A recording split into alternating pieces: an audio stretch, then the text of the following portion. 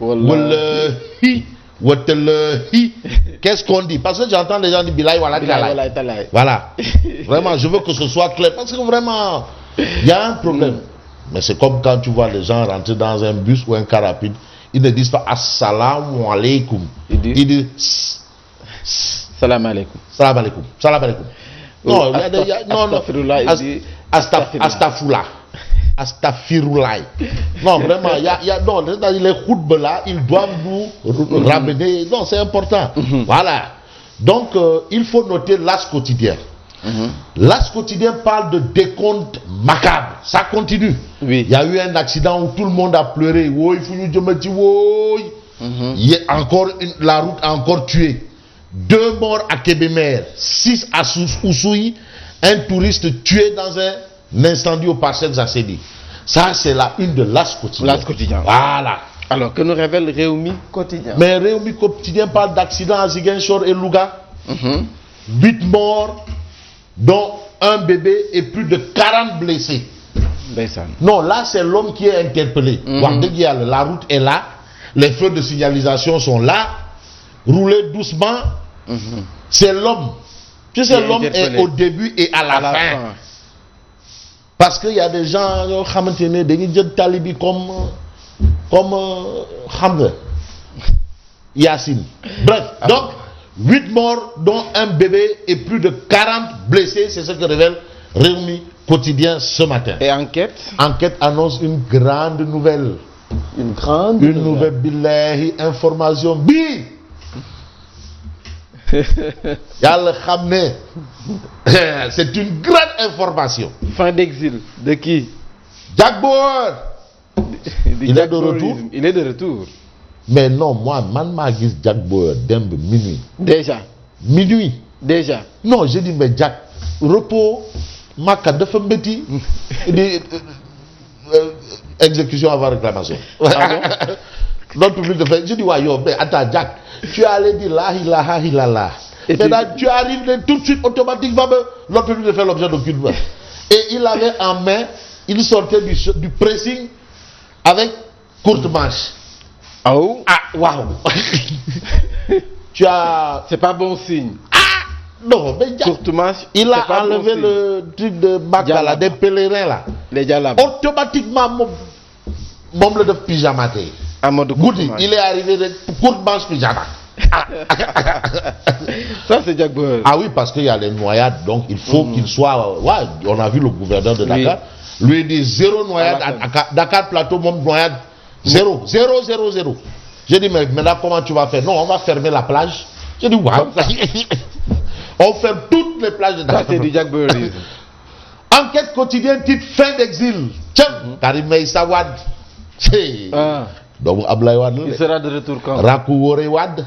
Rakou Wore Wade. Ah, Rakou Wore Wade, ça, d'ailleurs, nous, ça, regarde la façon de marcher. Non, instant, il y a le Khamne Wore Wade, Kouko Lach Khalis, Noko Djok, Loubari, tout. C'est sûr. Parce que, non, notre fin d'exil, son frère, le président Doudou Wade, il doit être content. Karim Wade libre de ses mouvements. Enquête nous dit que Karim Wade est libre de ses mouvements. Maintenant. Si on se refait, parce qu'il a déjà purgé toute sa peine. Karim Wade. Karim Wade. Il a purgé toute sa peine. Fin d'exil, c'est terminé.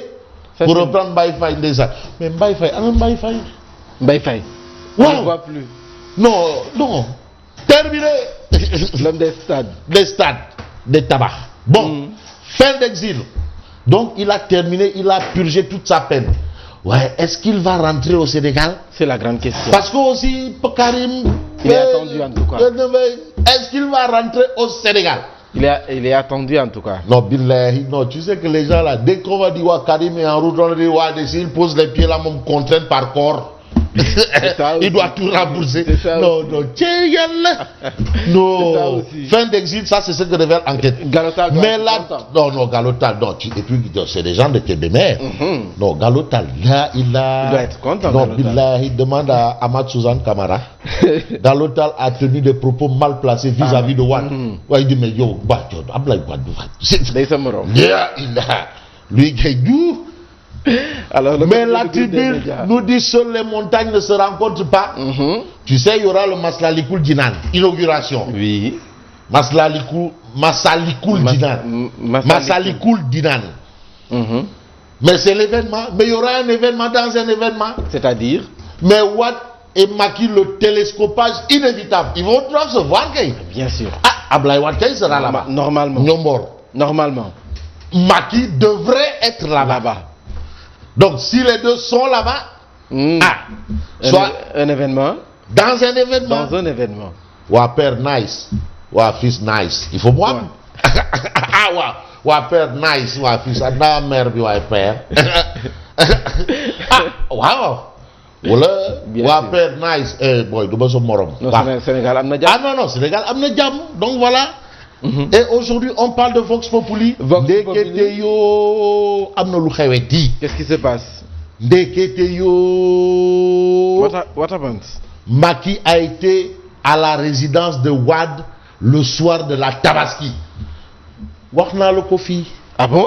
Billahi, c'est badolo rek mo c'est comprennent rien. Les hommes politiques là, les leaders là où ils prennent leur café. Ils vont dans les mêmes ngente. Ils vont dans les mêmes décès.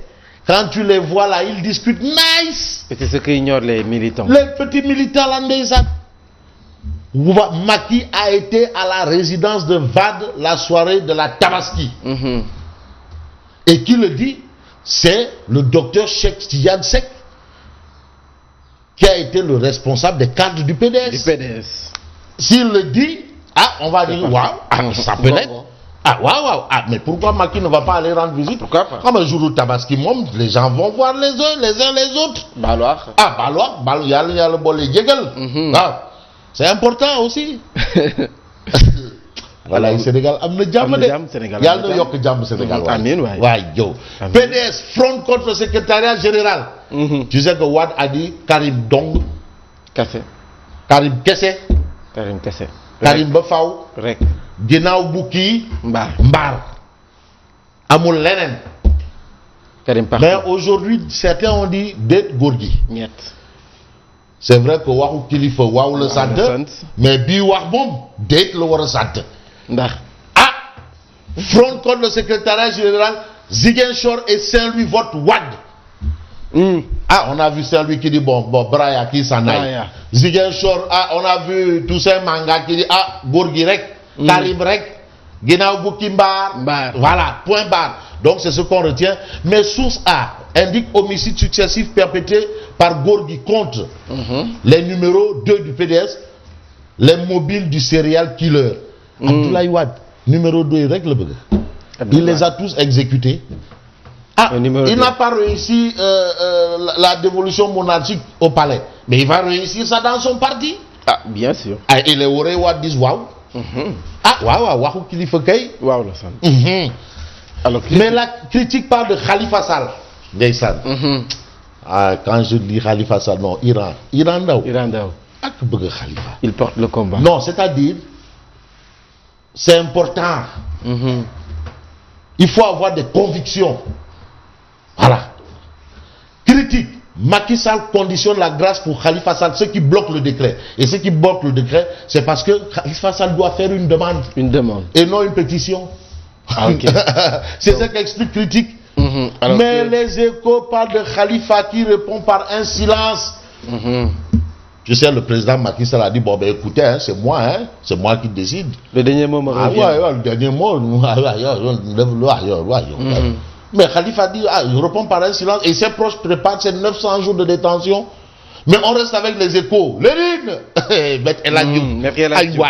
Ousmane Sonko doit être arrêté et emprisonné. C'est encore Lénine. Lénine Lénine touille rek. Ça c'est Lénine. Touille. Et là, tu démasques le leader de Pastef et déballe. Ousmane Sonko doit être arrêté et emprisonné. Dakar Time. Alors, mais pourquoi Ousmane Sonko doit être arrêté et emprisonné? En tout cas, Maître El Hadji, c'est l'avocat de Mamour Diallo, avec documents à l'appui. En accusant Mamour Diallo sur l'affaire des 94 milliards, Sonko voulait empocher 11 milliards. 11 milliards. Donc c'est le voleur qui crie au voleur. Donc c'est pour ça qu'il doit être arrêté et emprisonné. Selon les voilà, selon Lénine. Ouais, Walf Quotidien dit mais c'est maintenant la guerre des plaintes. Sonko, Mamour Diallo, la guerre des plaintes. Sonko dit plainte, Mamour plainte. Plainte. Mamour plainte, Sonko plainte. À quelle plainte se fier? À quelle plainte? Plainte. Plainte, plainte.